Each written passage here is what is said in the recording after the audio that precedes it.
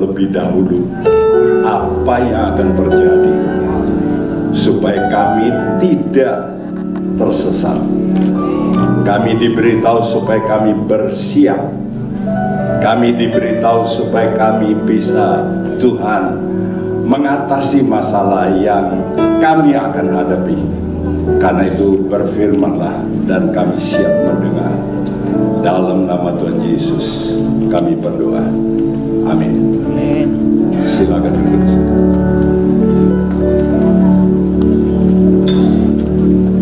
Kalah. Yang belum angkat tangan supaya bisa dibagikan. Yang masih banyak yang belum dapat. Ini mestinya salah ini bikin makalahnya ini. Harus ada garis-garis supaya di sebelahnya itu dapat saudara catat. Ya. Jadi saya memberikan blok-blok begitu, tapi mesti ada garis-garisnya. Enggak tahu.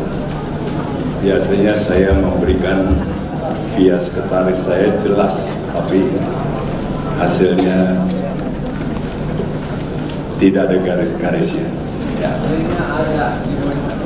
Ada dimodifikasi. Ya. Oke. Lalu permintaan saya, tolong HP di silent. Sebab tadi saya mendengar terus. Jadi nanti kalau ada sedikit perbedaan dengan Dr. Yusuf, saya juga tahu saya agak berbeda. Tidak apa-apa, kita kawan ini, kawan baik dengan Dr. Yusuf. Memang ada perbedaan-perbedaan sedikit, ya. Tapi yang penting hidup kudus itu nggak beda tuh. Itu harga mati itu ya. Tapi kalau penafsiran, ya karena kita ini diberi namanya pengertian, ya masing-masing berbeda, nggak apa-apa. Tapi hidup kudus wajib, harus pikul salib wajib, no option. Amen. Ya, itu harus. Saya sudah membuat buku banyak juga tentang agen zaman, dan juga ada flyers. Saya bawa 100 kalau nggak salah 10 flyers. Tapi ada kelebihan dari Tanjung Pinang, jadi kalau semua beli habis. Ini flyers ini bicara soal Daniel, ya, yang dilihat oleh Daniel, patung yang dilihat oleh Daniel. Ini bukannya saya melihat, Daniel juga melihat, ya. Tapi saya rangkumkan dengan kitab Wahyu sehingga memudahkan, ya. Lalu ada lagi satu flyers itu mengenai aliran dunia orang mati. Di sini ada beberapa kompartemen yang membingungkan banyak orang Kristen. Kadang-kadang pendeta berkata kalau orang mati rohnya masih gentayangan. Itu pengajaran yang salah, ya. Saudara, jadi di dalam dunia orang mati ini ada begitu banyak kompartemen yang disebut Hades.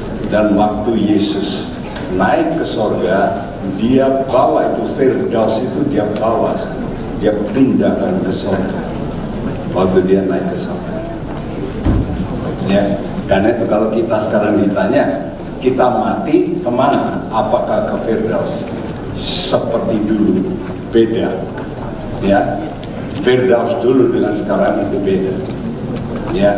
Dulu itu Hades juga Firdaus, tapi itu masih di dalam kompartemen yang di alam roh, Tapi setelah Yesus mati, dia bawa para tawanan naik. Jadi kalau kita mati sekarang, roh dan jiwa kita langsung ke surga. Tidak lagi masuk di tempat penantian yang seperti Lazarus. Beda. Ya. Ada lagi Tartaros, ada Abusos, dan ada namanya kematian kedua. Ya. Nah, itu Gehenna. Ya. Saudaraku, jadi kalau dikatakan apakah ada orang-orang yang sudah mengalami rapture? Ada. Ya, waktu Yesus bangkit, ternyata ada orang-orang kudus juga bangkit. Dan mereka sudah diubahkan dan sudah ada di sorga. Dan ternyata ada sesi-sesi rapture itu. Nah, sekarang saya akan bicara soal satu pokok yang penting soal akhir zaman, yaitu Babylon. Babylon ini ada 3 macam, baik Babylon politik, Babylon agama, ataupun Babylon ekonomi. Ya, hari ini saya mau berbicara tentang Babylon agama. Coba tolong ditanya. Jadi, saudaraku, Tuhan memberikan tanda-tanda kedatangannya sudah nyata. Apa kenyataannya? Itulah munculnya namanya Babylon. Dan salah satu yang muncul selain politik itu agama. Babylon agama. Kita mesti hati-hati.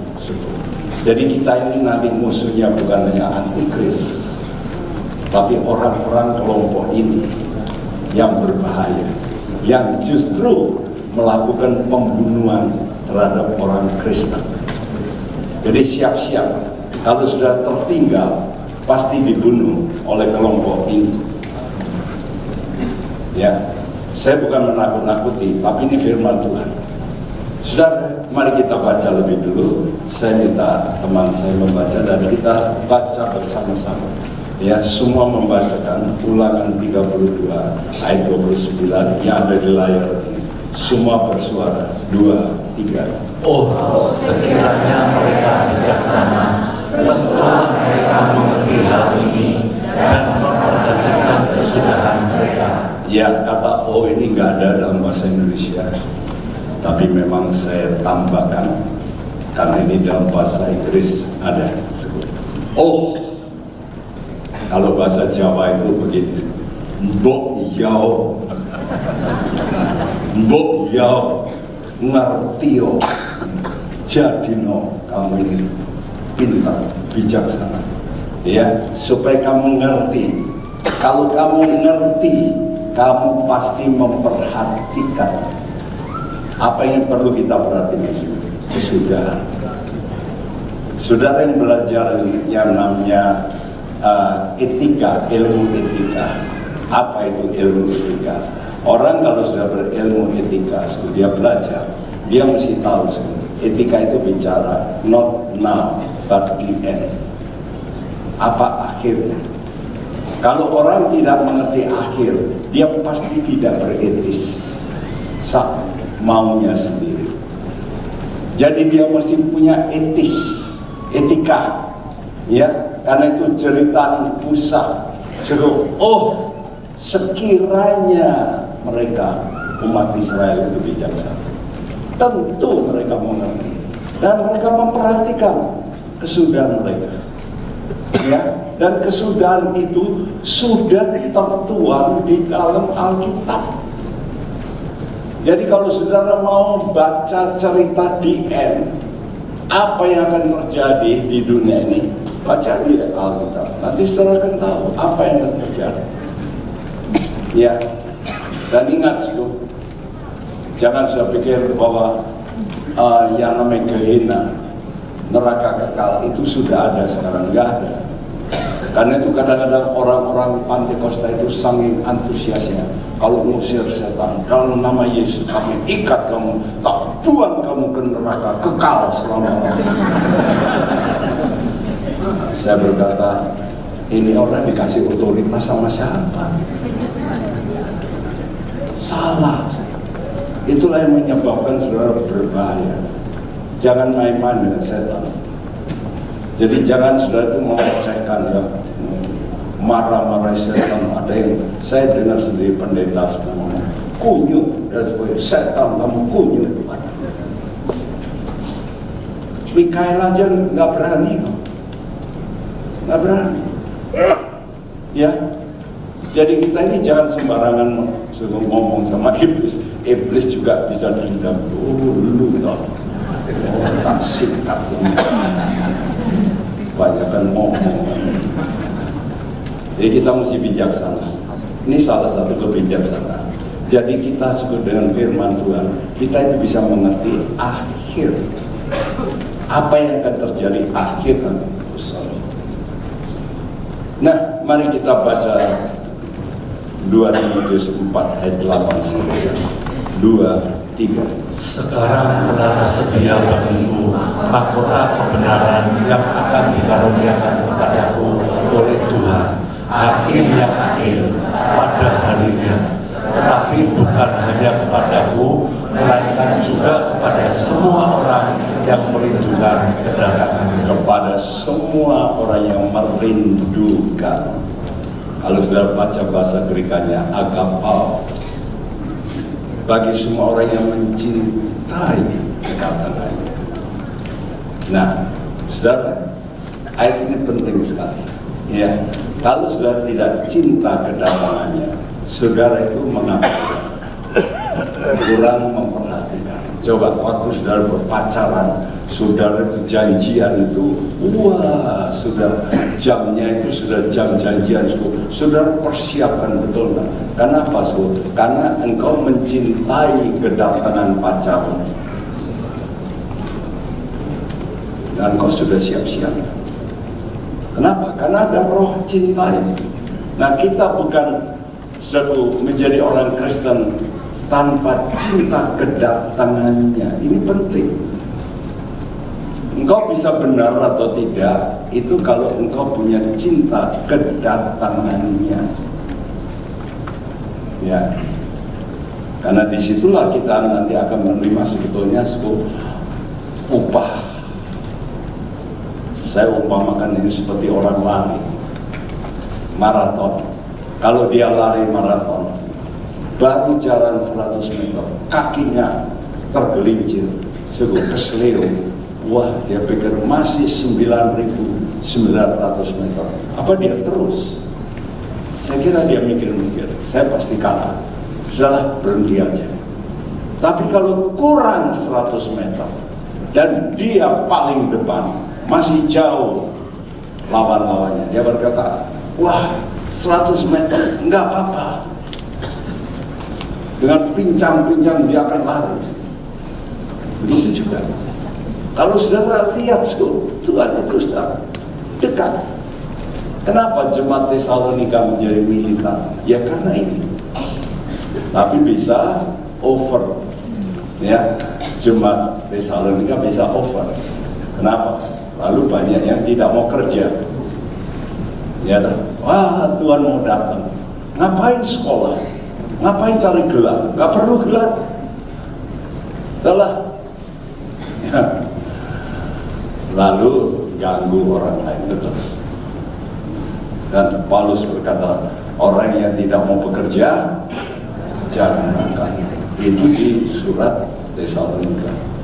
Jadi salah satu jemaat yang bicara banyak tentang kedatangan Tuhan itu Tesalonika. Saudara, lalu kita membaca Timotius ini surat terakhir.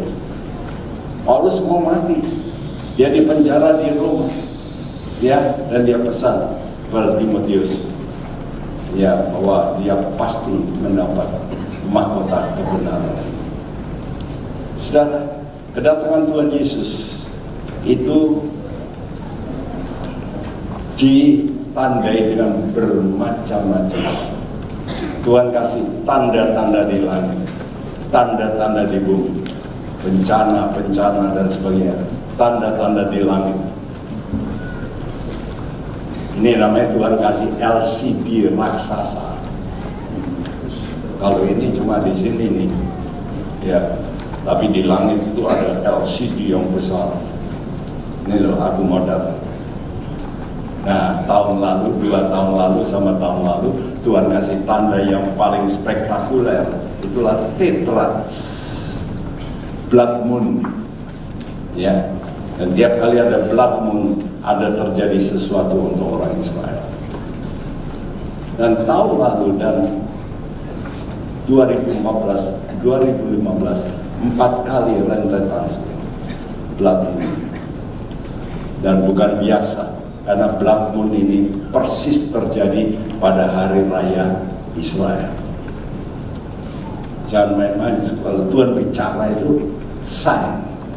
Karena dalam kitab Kejadian sudah dikasih tahu, Tuhan ciptakan bulan bintang selain sebagai penerang, dia itu sebagai tanda, sinyal, alarm.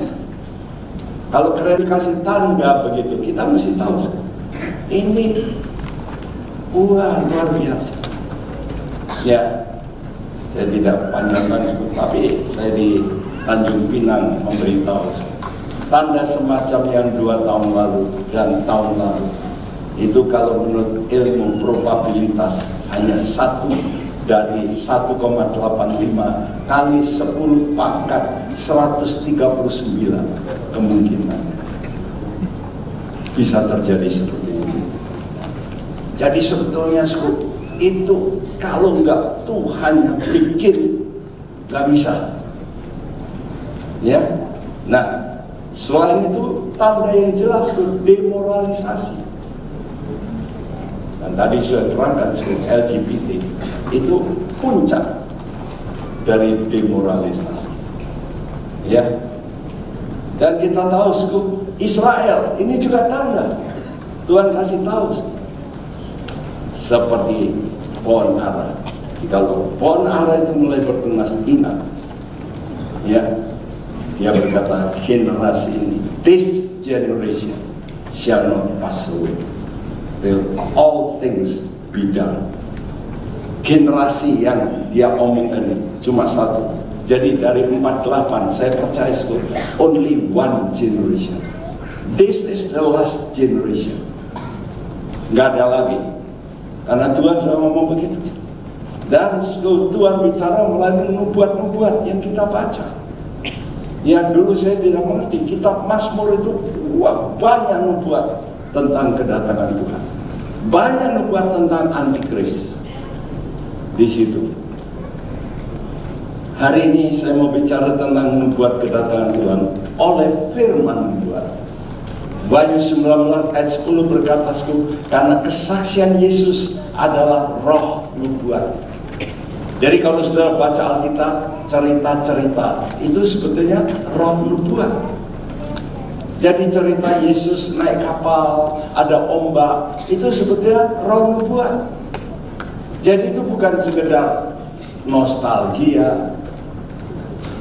Kalau Kisah Rasul kita baca pasal 27, kita tahu di situ kapalnya Paulus pecah. Itu artinya perjalanan gereja akan mengalami puncak hempasan ombak paling berat, yaitu zaman dulu. Itu semua sudah dikasih draft dalam Kisah Rasul. Jadi kita mesti tahu, kita ini bagian terakhir yang paling suka. Tapi kita diberi kuasa yang paling luar biasa mengatasinya. Ya. Nah, kita melihat munculnya Babel ini bukan kebetulan. Kita melihat dosa ini, gambar ini. Dosa itu Kejadian pasal 35.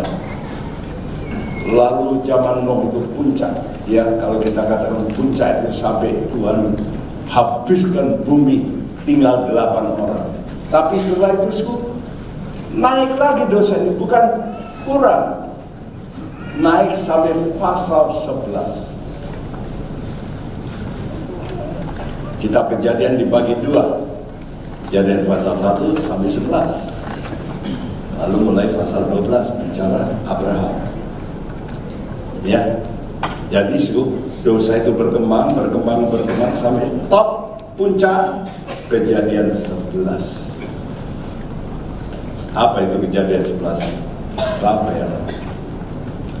Ya, kenapa dianggap Tuhan itu puncak dosa, bukan Kejadian 6? Padahal Kejadian 6 itu malaikat-malaikat, wah itu murtadnya sampai bergaul dengan manusia, sampai lahir raksasa-raksasa. Ya, dulu suka dimengerti, tapi kalau sekarang kita tahu bayi tabung, maka si iblis itu dulu sudah membuat eksperimen itu, bayi tabung. Yaitu jawaban bagaimana kok bisa timbul raksasa. Nah, Babel berarti persatuan manusia menentang Allah.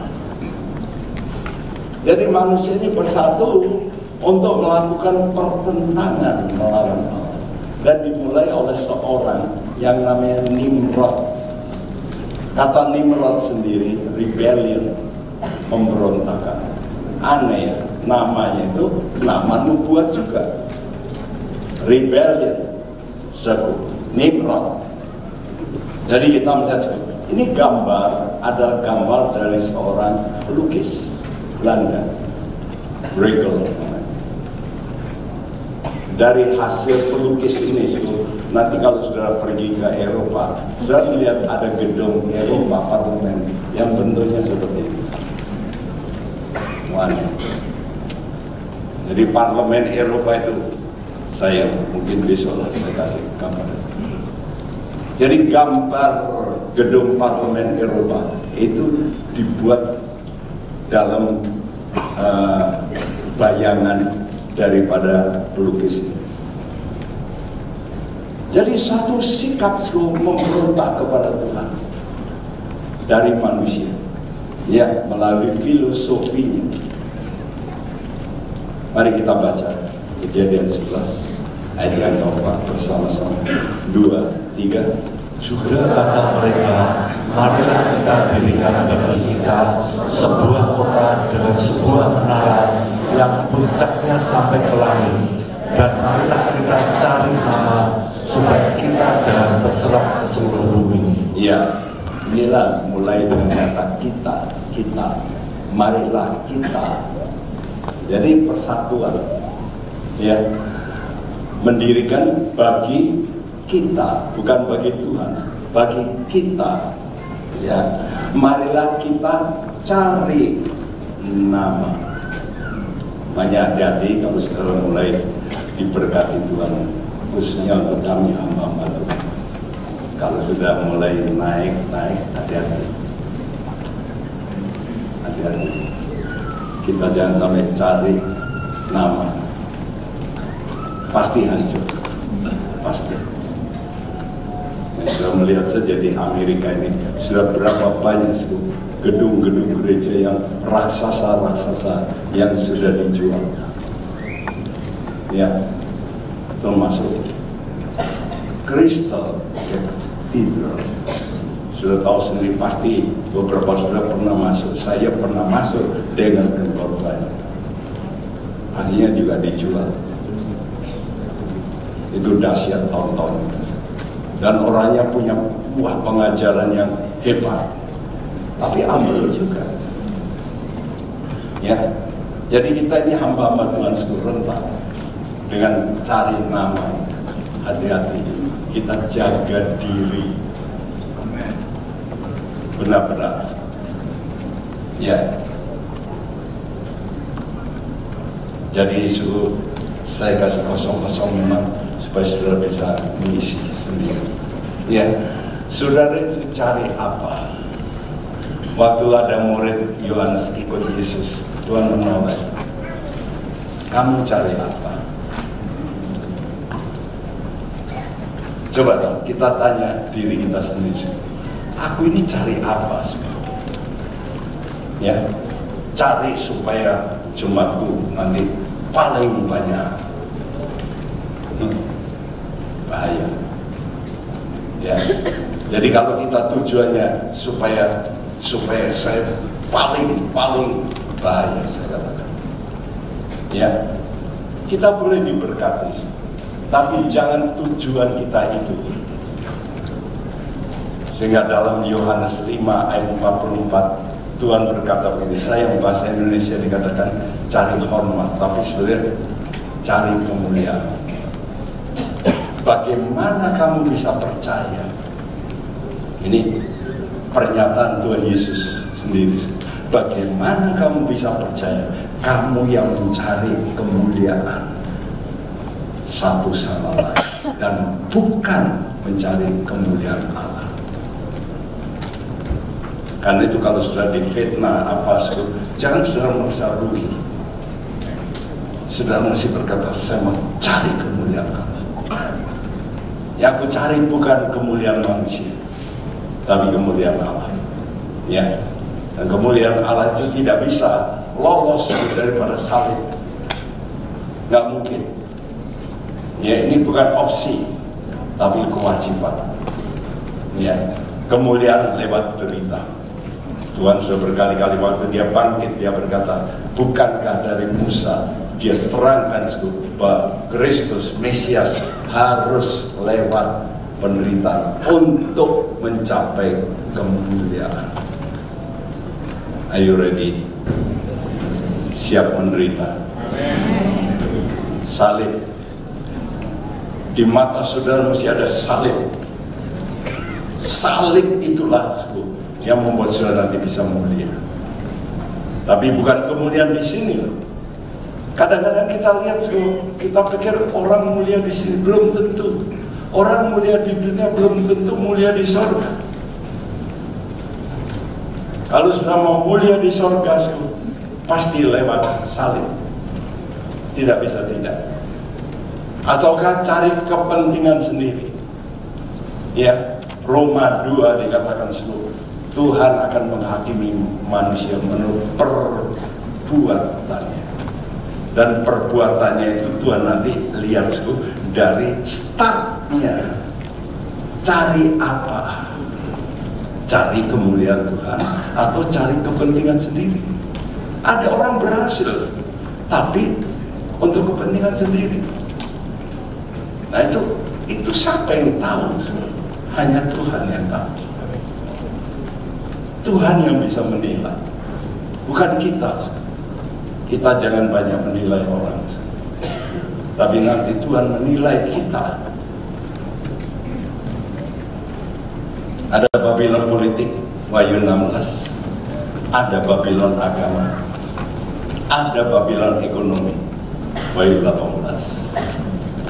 Jadi dari start Kejadian terus bicara sampai Wahyu, itu banyak bicara Babylon. Karena itu kalau sudah baca perang-perang nanti banyak juga Babylon. Dan terakhir Tuhan kata, kamu harus keluarlah umatku dari Babylon. Kalau kamu masuk di situ, kamu celaka. Kamu come out, keluar dari Babylon. Nah, kita hari ini saya bicara soal Babylon agama. Nanti sudah baca karena waktu dan ini banyak pendeta, catat saja sudah ada tulisannya di situ, nanti baca ya. Di situ ada seorang wanita duduk di atas ekor binatang ya, yang berkepala 7 ya, berkepala 7. Dulu saya bingung antara setan dan antikris itu hampir sama, kepala 7 ya. Lalu ada tanduknya 10, sama-sama. Setan juga berkepala 7, tanduknya juga 10. Antikris juga kepala 7, tanduknya juga 10. Saya sudah lihat ini zaman bangsa-bangsa. Ini bicara soal ini juga ya. Jadi kepala,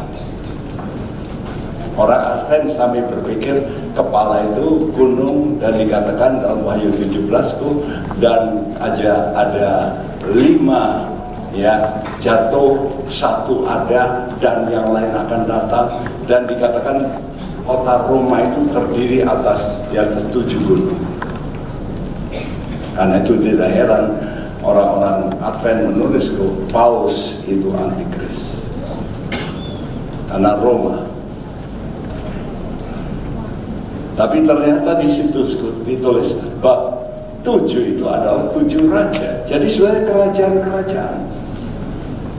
Ya, jadi itulah Babylon politik. Ya, saudara. Jadi Babylon agama ini digambarkan sebagai perempuan pelacur. Ini menunjukkan sistem agama. Saya katakan sistem agama.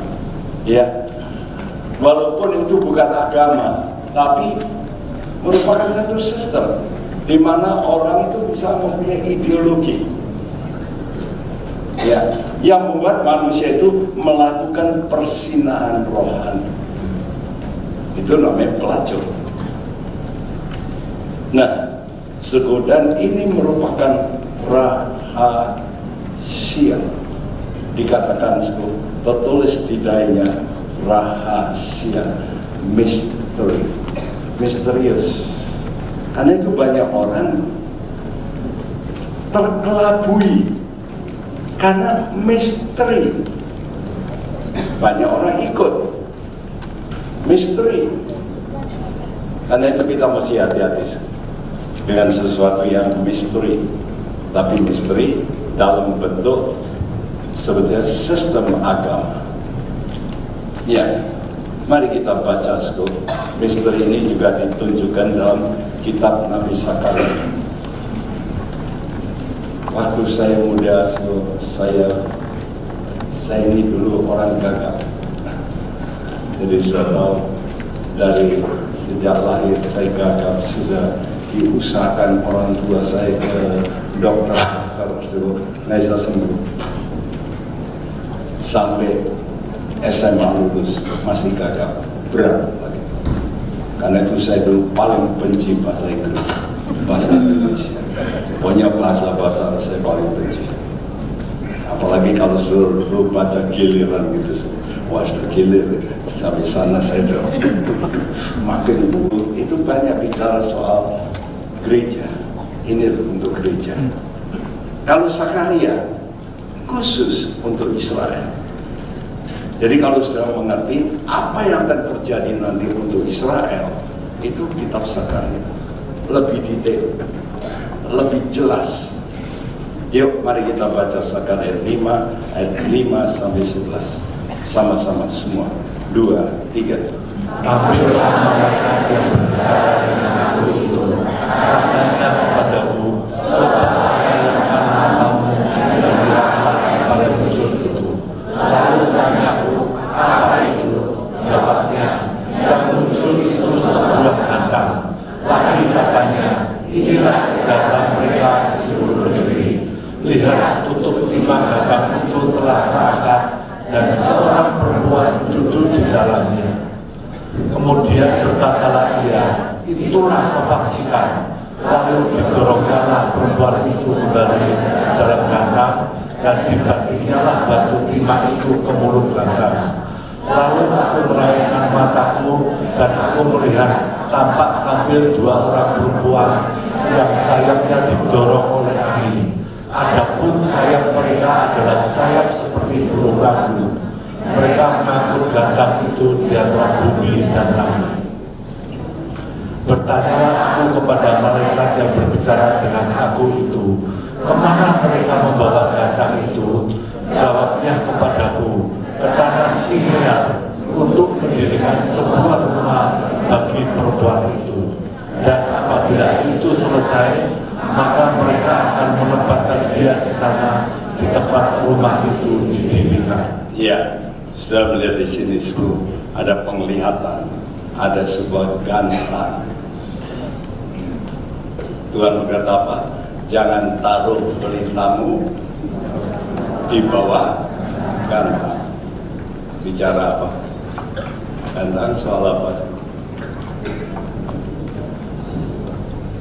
Makan gandang, perut, takaran beras. Ini soal ekonomi. Yang muncul itu sebuah gandang ekonomi. Ya, zaman dulu orang itu selalu pakai gantan. Sampai sekarang kalau di Jawa Barat orang beli beras pakai liter, betul? Tidak ditimbang, tapi liter. Ya, gantan. Lalu Tuhan kata, inilah kejahatan. Kami dulu pernah sekolah anak-anak kos berkata, wah ini beras murah nih, ya. Wah bagus berasnya. Bisa kasih nama sendiri, merek ini, ya, diesel super bisa. PK-nya diganti bisa. Wah, ini sudah jalan. Dunia ini sudah kalau sudah soal uang kan, inilah kejahatan. Jadi ini mamon. Inilah Babylon ekonomi. Ya. Dan itulah kefasikan. Lalu perempuan itu didorong masuk ke dalam gantan, dibanting, ditutup dengan timah hitam. Lalu aku melihat kedua orang perempuan. Nah, selain ada perempuan masuk ke gantan, ada lagi perempuan lain yang membawa gantang yang ada isi perempuan itu dibawa, didorong dengan sayap. Ya. Adapun sayap mereka adalah sayap seperti burung ranggu. Anda baca dalam kitab Ulangan, karena itu penting, kitab Imamat. Jadi jangan bosan baca kitab Imamat ya. Istimewa dari mahasiswa. Wah, kitab Imamat dilompati, baca. Karena Imamat juga penting. Di situ baru ngerti ini loh makanan haram. Ini burung haram ini ranggu. Burung haram. Ya. Jadi itu perempuan yang sayapnya didorong angin. Kalau sudah ingat angin, klik. Makanya sudah mesti banyak suka baca Alkitab. Klik ke Efesus, panasnya itu Babel. Oh, jadi ingat itu ekonomi gandeng dengan agama nanti kemana? Ke Babel. Wow, ini zaman kita ini sekarang. Ya, makanya terjadi Babel. Babel itu apa? Kacau. Mazmur 2 sudah bernubuat. Mengapa rusuh bangsa-bangsa? Makanya sekarang rusuh. Sudah tahu berapa yang banyak hijrah di dunia sekarang? 65 juta manusia keluar dari tempatnya, baik di dalam negeri maupun sampai ke luar negeri, refugees. Di total, ini belum pernah dalam sejarah 65 juta manusia. Rusuh bangsa-bangsa. Kenapa? Munculnya ISIS dan sebagainya. Itu membuat supaya diaduk-aduk. Supaya betul-betul rusuh manusia ini diaduk. Jadi dua perempuan ini dengan angin pengajaran di sayap burung ranggu, najis. Saudara, jadi sebuah perempuan itu duduk dalam gantan. Hati-hati kita gereja. Gereja juga dianggap sebagai perempuan. Sekarang perempuan ini sekarang masuk di gantan. Gereja ini kadang-kadang dijebloskan ke situ lalu ditutup timah hitam. Dan timah hitam itu dalam kitab Yesaya juga bicara tentang sebuah perdagangan, objek perdagangan. Ya, tapi itu yang menenggelamkan. Keluaran 15 bercerita waktu orang Israel ya keluar dari Laut Merah, lalu Musa menyanyi, Miriam menyanyi. Di situ dikatakan mereka ditenggelamkan seperti timah hitam. Jadi kalau kita masuk dalam dunia yang namanya bisnis, gereja tapi pikirnya bisnis itu pasti tenggelam. Pasti tenggelam. Ya, ditutup dengan timah gantan, tidak bisa bergerak. dan dibawa oleh angin melalui perempuan.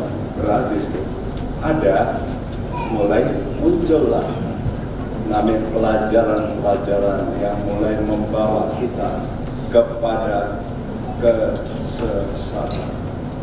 Mulai muncul. Kalau dulu grace saja sudah over, sekarang hyper grace. Hanya enggak yang ikut. Maju. Pokoknya maju. Gerejanya penuh sesat. Nah, apa salah tuh? Dia bicara grace. Good, Tuhan itu baik. Memang Tuhan baik, tapi tidak pernah dicerita soal neraka, soal dosa, soal hukuman. Enggak. Betul? Jangan main-main. Kalau Tuhan ngomong kekal, itu kekal. Saya dulu nggak punya pikiran sama apa itu kekal. Siksa yang kekal, siksa kekal. Sampai satu hari mungkin 8-9 tahun lalu, retreat dari pemuda-pemudi kita, 10 pemuda-pemudi mendapat penglihatan neraka. Baru saya juga ngeh, oh begitu kan, apa itu disiksa kekal. Jadi kalau orang itu berdusta, lidahnya ditarik iblis, putus. Tapi habis putus, keluar lagi lidahnya, tarik lagi, putus lagi, keluar lagi lidahnya. Oh, itu dosa kekal. Dulu saya nggak punya gambaran, sampai anak youth kita itu melihat penglihatan baru. Ya itu relevan. Malah kata orang-orang yang suka pergi melacur dari alat-alat kelaminnya itu keluar, itu namanya ular. Bayangin dari alat kelaminnya.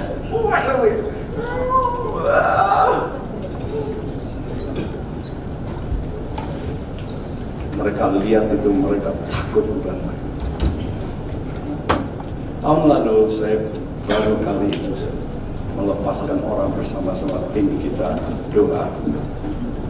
Saya baru lihat dengan mata kepala bahwa dari tubuh ini bisa keluar benda-benda, batu hitam, batu hijau. Saya layani sendiri waktu itu sudah berkali-kali. Teman saya yang lain keluar sini dari sini, keris di tangan, doakan keluar keris.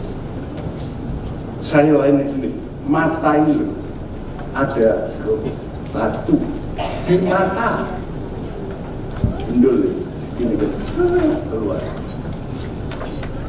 Bukan satu, beberapa biji. Wow, orang ini mau dijadikan sekuli, menerima wangsit dari neneknya. Ya, saudara, disebut pelacur besar, atau Wahyu berkata Babel besar. Duduk di atas binatang dengan 7 kepala dan 10 tanduk. Artinya apa? Wanita itu sistem agama. Binatang ini jelas antikris. Ya. Nah, kalau sudah lihat di lembaran ini, ada yang sudah beli lembaran. Saya cuma bawa 100, mungkin bisa ya sudah beli. Di situ ada ular naga berkepala 7. Nah itu setan. Ya. Tapi kalau ini binatang berkepala 7, ini antikris. Kalau ular naga berkepala 7 itu setan. Jadi setan itu mempunyai 7 kerajaan dunia. Nanti kerajaan ke-8 itulah kerajaan antikris. Nanti beli buku saya di situ ada. Saya juga bawa terbatas itu, buku Antikris sama Last Warning. Ya, saudara. Jadi kita melihat bahwa Antikris ini realita manusia. Nanti akan muncul. Wahyu 13 mengatakan iblis nanti menyerahkan. Dulu saya tidak memperhatikan kata tahtanya. Dulu saya sudah buat buku Wahyu, tapi saya belum melihat kata itu menyerahkan tahtanya. Wih, berarti setannya turun tahta, antikrisnya duduk di tahtanya iblis. Dan dia dikasih power sama iblis. Lakukan. Wow, hebat. Jadi nanti antikris lebih hebat daripada iblis. Kenapa? Ya karena iblis dia tidak bisa seperti kita. Dia tidak bisa main internet. Ada iblis bisa main internet? Nggak bisa. Akan membunuh banyak orang Kristen. Ada seorang wanita namanya Alice Bailey. Ya, dia diberi roh oleh iblis. Dia mengaku Juan Gual dari Mongolia. Umur roh itu 50.000 tahun masuk di dalam diri. Dan dia juga mulai pakai Alkitab bahwa memang manusia ini harus dilenyapkan dari bumi supaya terjadi keseimbangan. Sekarang over manusia itu terlalu banyak. Alkitab menulis berapa manusia nanti yang akan mati. Dalam Wahyu 6 berapa yang akan mati? Halo. Dalam Wahyu 6 ditulis 1/4 manusia mati. Wahyu 8 ditulis 1/3. Wahyu 6 1/4. Tinggal berapa? Tinggal 3/4. 3/4 dipotong lagi 1/3. Tinggal berapa?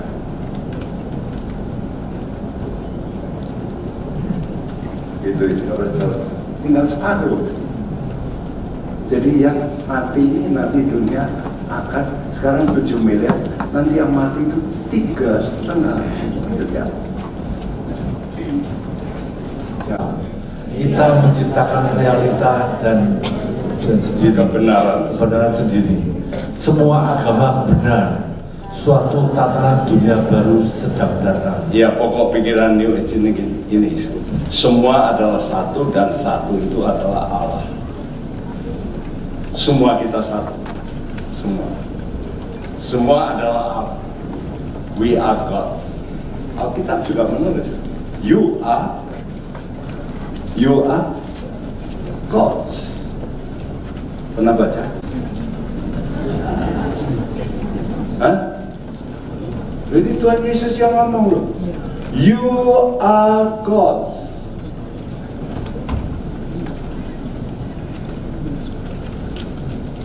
Saudara mendelik sama saya. Baca Alkitab. Yohanes 10 ayat 34-35. Kamu adalah Allah. Siapa itu Allah? Kepada siapa firman Tuhan itu sampai? Belum.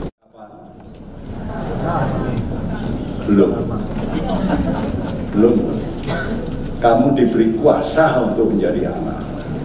Yohanes 1 ayat 12. Tapi kapan kita menjadi anak? Kata Tuhan, berbahagialah orang yang mendamaikan orang, karena mereka disebut anak. Jadi tugas kita mesti mendamaikan terus, juru damai. Dan juru damai itu mesti pasti menderita, pasti. Ya, kita anak Allah. Jadi apa yang Tuhan katakan itu dipetik juga sama iblis. Kamu ini Allah, tapi Allah yang lain, dewa. Ya, semua kita ilahi.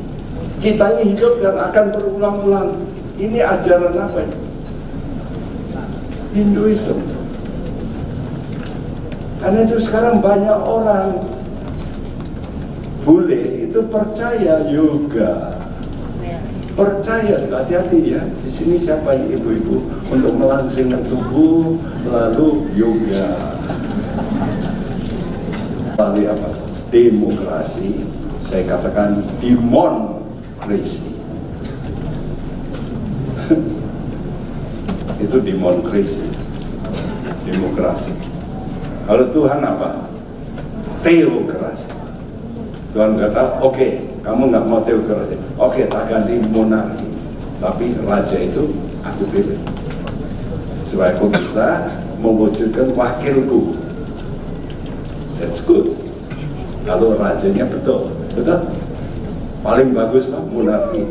Coba sistem di dunia paling bagus Pak, monarki. Kalau rajanya bagus. Kepemimpinan paling bagus kalau macam-macamnya kepemimpinan itu ada yang punya. Paling bagus apa? Piramida. Siapa? Musa. Coba pemimpin gereja paling top siapa? Musa. The church in the wilderness. Betul. Berapa anggotanya? 34 juta. Ada gereja di dunia 34 juta. Ada Sumyung Mun. Itu rivalnya Musa. Kita menciptakan realitas sendiri. Inilah yang disebut hak asasi. Jadi antikris ini kerjasama dengan nabi palsu. Kalau sudah baca Wahyu 13, antikris, tapi ada nabi palsu. Coba kita baca Wahyu 13 ayat 11, 2, 3. Dan aku melihat seekor binatang lain keluar dari dalam bumi dan bertanduk dua, sama seperti anak domba, dan ia berbicara seperti seekor naga. Iya, lihat ini disebut domba tapi giginya serigala itu. Ya, domba tapi dalamnya serigala. Ya, seluruh firman nubuat telah memperingatkan.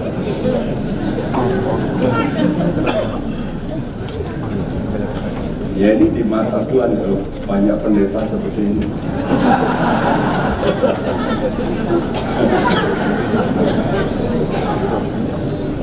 Ini Tuhan sudah kasih tahu banyak. Awas, roh antikris. Ya, jadi guru-guru palsu, karena perhatikan, kalau dulu banyak nabi palsu, Petrus berkata sekarang ini yang bergentayangan bukan nabi palsu, tapi guru palsu. Kenapa? Kalau dulu nabi palsu, kalau nabi itu biasanya lebih keren ya, daripada guru. Betul? Kenapa itu? Karena kalau nabi mesti mengadakan mujizat. Sekarang nggak pakai bikin mujizat.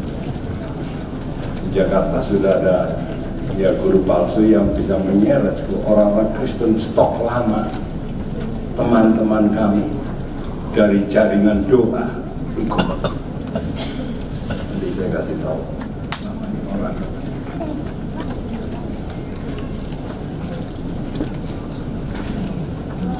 Saya nggak ada orang yang berkata Yesus itu Tuhan kecuali oleh Roh Kudus. Karena itu saudara mesti klaim, mesti deklarasikan Yesus engkau Tuhan. Kristus itu yang diurapi. Sebetulnya pribadinya namanya Yesus, tapi dia oleh Bapa dijadikan Tuhan dan Kristus. Jika roh-roh itu, apakah mereka berasal dari Allah? Sebab banyak nabi-nabi palsu yang telah muncul dan pergi ke seluruh dunia. Iya, banyak nabi palsu. Ujilah. Kita mengenal roh Allah. Setiap roh yang mengaku bahwa Yesus Kristus telah datang sebagai manusia berasal dari Allah. Dan setiap roh yang tidak mengaku Yesus tidak berasal dari Allah.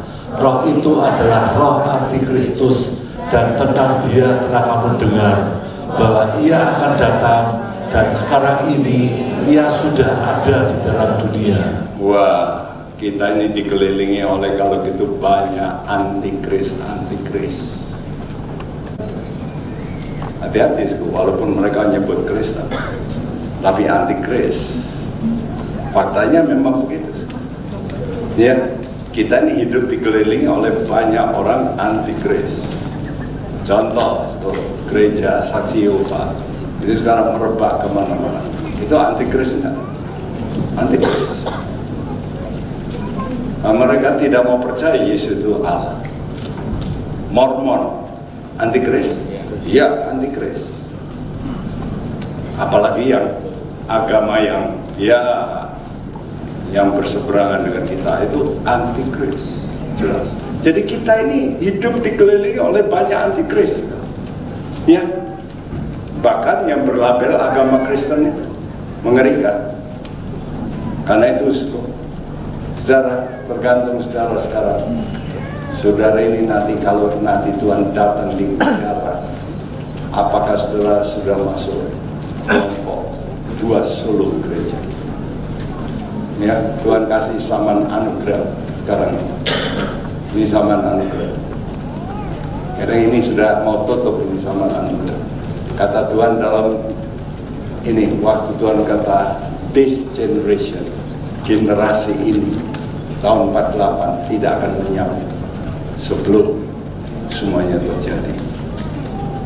Jadi only one generation itu. Dan ini sekarang kita sudah di sini, mau akhir, ya. Nah, ini yang mengerikan ini, Babylon agama. Ini nanti yang banyak membunuh ini. Tadi katakan Wahyu 17 ayat 6, perempuan itu mabuk darah orang-orang kudus. Setelah itu nanti ada sengsara besar. Ini oleh antikris. Tapi ini oleh wanita itu. Ya. Nanti kalau antikris menyatakan diri sebagai Allah, ini kan tadi berkata apa? Aku adalah Allah. Perempuan itu ngaku, aku adalah Allah. Karena itu perempuan itu nanti, saudaraku, nanti akan dimakan oleh binatang itu. Waktu binatang itu, yaitu antikris, menyatakan diri sebagai Allah. Nah, saudara ini masuk buah sulung atau buah susulan. Ya, saudara, jumlahnya seperti pasir. Mereka berjubah putih. Siapa itu mereka? Mereka yang keluar dari kesusahan besar. Jadi perhatikan, orang Kristen yang namanya betul-betul dewasa itu cuma sedikit. Amen. Mulai sekarang sudah mesti mau menderita, jangan nanti. Nah, siapa menderita sekarang? 2 Tesalonika 1 ayat 5, mereka layak warga kerajaan, yaitu mereka yang menderita sekarang. Now, coba bacakan ini 2 Tesalonika 1 ayat 5 sama-sama, semua membuka Alkitab bahwa itu benar. Ya, kalau saudara mau betul mau menderita sekarang, yaitu menderita karena apa? Karena anugerah. Ya, kalau engkau disuruh ampuni itu menderita. Jangan pukul, jangan gosip. Kamu nerima, kamu kalau diumpat itu menderita. Coba baca semua 2 Tesalonika 1 ayat 5, 2, 3. Suatu bukti tentang adilnya penghakiman Allah yang menyatakan bahwa kamu layak menjadi warga kerajaan Allah, kamu yang sekarang menderita karena kerajaan itu. Kita menderita karena kerajaan, bukan karena salah, karena kerajaan. Ya, saudara. Ataukah saudara kalau nggak mau menderita, oke, kata Tuhan, kamu mesti lewat ini. Kamu jadi buah susulan dan jumlahnya ini banyak. Ya, wah ini kok tidak jelas. Wahyu 17 ayat 16 sama-sama kita baca, masih bisa dibaca semua. Wahyu 17 ayat 16 sama-sama 2, 3. Dan ke-10 tanduk yang telah kau lihat itu serta binatang itu akan membenci pelacur itu, dan mereka akan membuat dia menjadi sunyi dan telanjang, dan mereka akan memakan dagingnya dan membakarnya dengan api. Iya. Jadi perempuan itu duduk di atas binatang itu, sama-sama dulunya, sama-sama makan orang Kristen. Ya, setelah itu Antikris berkata, I am God. Kamu mesti sembah aku. Oh no, caplok. Ya. Jadi kematian banyak orang LGBT ini nanti. Nanti banyak orang LGBT banyak membunuh orang Kristen. Tapi nanti banyak orang LGBT dibunuh oleh Antikris. Wah, mengerikan. Jadi dunia ini penuh dengan darah. Siapa yang pesta? Burung di udara. Pergi mengadakan pesta, kata Musa. Karena itu ada 7 pesta, 7 hari raya. Dan hari raya yang terakhir adalah hari raya Pondok Daun. Itulah hari raya Pondok ini, menggambarkan perkumpulan raya. Ya. Jadi di sini nanti Tuhan datang di udara. Kita yang betul-betul hidup dalam roh itu menerima karunia sulung roh. Anda hati-hati, meterai ini jangan hilang. Kata Tuhan, jangan sampai seal ini hilang. Sebelum, tapi Tuhan sudah memberitahu nanti patung bisa bicara. Mana ada patung bisa bicara? Tapi nanti Tuhan kasih exception. Bisa. Patung bisa bicara. Bayangin kalau patung bisa bicara, waduh, orang nanti percaya. Dan kalau tidak, patung itu bisa membunuh. Wih, lebih hebat lagi. Bukan hanya bicara, tapi patung itu bisa membunuh. Ini sekarang gambar-gambar itu melalui mata betul.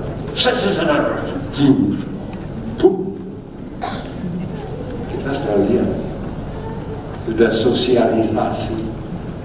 Itu cerita-cerita itu apa yang akan dikerjakan iblis, yaitu sudah diaktualisasikan oleh iblis lebih dulu.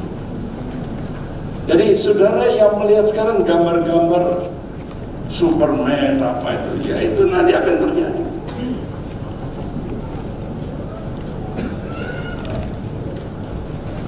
Jelas. Oke. Karena waktu, sekarang saya memberikan kesempatan untuk Anda bertanya. Ya. Jadi saya harap saudara pokoknya hidup kudus. Itu aja. Jangan pusing soal doktrin ini, KPPA ini. Yang penting hidup kudus. Setiap orang yang lahir dari Allah tidak berbuat dosa lagi, sebab benih ilahi tetap ada di dalam dia, dan ia tidak dapat berbuat dosa karena ia lahir dari Allah. Siapa yang berkata saya sudah tidak berbuat dosa? Amin. Lu kok ketawa? Ayo saya tantang, siapa yang tidak berbuat dosa? Oh iya. Lu ada sekarang. Siapa lahir baru? Sudah. Coba dibaca lagi, itu kontradik enggak? Setiap orang yang lahir dari Allah. Jadi kalau masih berdosa, ayo sudah jawab sendiri. Mengapa gambaran antikris itu wanita? Lalu siapa yang ngomong antikris wanita?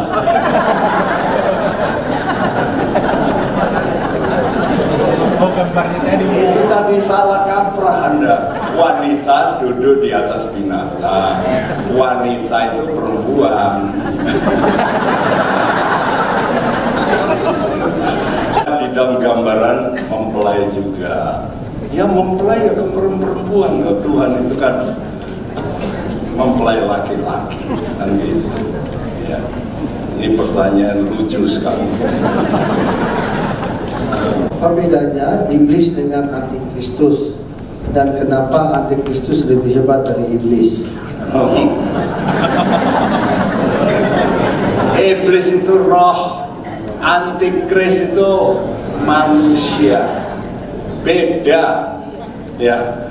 Tapi antikris itu manusia yang diberi otoritas penuh oleh iblis. Jelas. Karena itu Wahyu 13 katakan iblis itu digambarkan sebagai naga berkepala 7, bertanduk 10, bermahkota. Nah,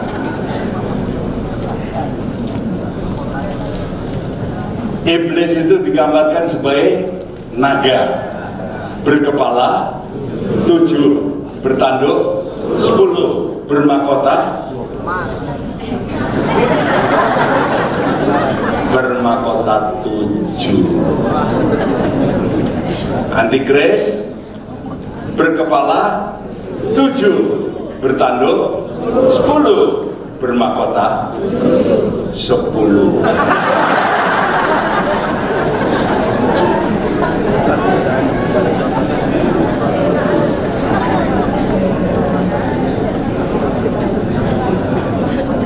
Apakah kesalahan yang menyatakan bahwa kita adalah Allah, sementara Tuhan Yesus mengatakan kita adalah Allah? Ya, kesalahan kita itu Allah. Kalau kita ngomong kita Allah itu belum waktunya. Itu kesalahannya. Kamu ini anak Allah, tapi kamu belum mencapai Allah full. Kamu ini baru bibit. Kamu punya bibit Allah, kembangkanlah bibit Allah ini sampai full. Karena itu Yohanes 1 ayat 12 berkata apa? Seberapa banyak yang menerima Dia diberi kuasa untuk menjadi. Sudah jadi atau belum? Belum. Untuk menjadi. Jadi saudara itu dikasih apa? Bibit kuasa seperti benih telur Raja Wali, pasti bisa menjadi Raja Wali. Anda sudah kasih firman Tuhan. Apa itu bibit? Firman Tuhan. Kalau firman Tuhan ini jangan sudah potong-potong, jangan yang ini aku mau, yang itu enggak. Nanti keluar burungnya, tapi nggak punya sayap. Ya bukan burung. Ya nggak punya cucuk katanya. Paru. Ya bukan burung. Ya. Jadi saudara itu diberi kuasa. Karena itu kita diselamatkan, kita sudah diselamatkan. Saya sering berkata gitu. Kita sudah diselamatkan, kita sedang diselamatkan, dan kita akan diselamatkan. Kita sudah diselamatkan roh kita, jiwa kita sedang diselamatkan. Kenapa jiwa? Karena pikiran kita ini masih belum match sama firman Tuhan. Perasaan jiwamu belum match. Karena itu engkau sedang. Karena itu waktu saudara nuruti firman Tuhan, itu sedang menuju keselamatan jiwa. Yesaya 14 ayat 12, apakah korelasi antara Raja Babel dengan Lucifer? Saudaraku, Lucifer itu sering digambarkan dengan Raja Babel. Karena Babel ini bicara yaitu tadi. Jadi kalau bicara Babel itu bukan hanya dulu raja itu, Tapi Tuhan itu, perkataan Tuhan adalah roh nubuat. Karena itu juga dikatakan Raja Tirus. Nah, dalam Yeskiel Raja Tirus itu dulu betul-betul ada raja itu, Baal namanya. Dia berkata, I am God. Ya, jadi dia juga membuat perdagangan yang hebat. Jadi itu Tuhan gambarkan seringkali misalnya antikris itu dengan kerajaan Babel juga. Tapi yang paling banyak kerajaan Asyur. Nanti kalau sudah baca tentang Asyur itu antikris. Ya, jadi prediksi untuk antikris. Ya, tapi itu roh nubuat. Ya, dulu peristiwa yang betul ada kerajaan Asyur. Ya, apa bedanya iblis dengan antikris ini sudah? Mohon dijelaskan mengenai Illuminati dan Babylon ekonomi. Ya besok aja. Besok Babylon ekonomi datanglah jam 8. Ya, cukup begitu karena Anda juga lapar, saya juga lapar. Ya, jadi oke. Jadi sudah bisa beli bukunya supaya saya memberikan persembahan, supaya saya tidak bawa pulang. Sekarang berikan persembahan, jangan pulang dulu, beri persembahan dulu, jangan pulang dulu. Ya, nyanyi dulu. Ada beberapa hal yang akan disampaikan bulan ini. Iya, yang pertama para panitia jangan pulang dulu. Hal ini yang harus kita bisa untuk para aser konselor, pastikan kita bisa hadir jam 5 sore nanti untuk mendapatkan pengarahan dan kita akan berdoa di lokasi sebelum acara KKR. Para panitia jangan pulang dulu sebentar.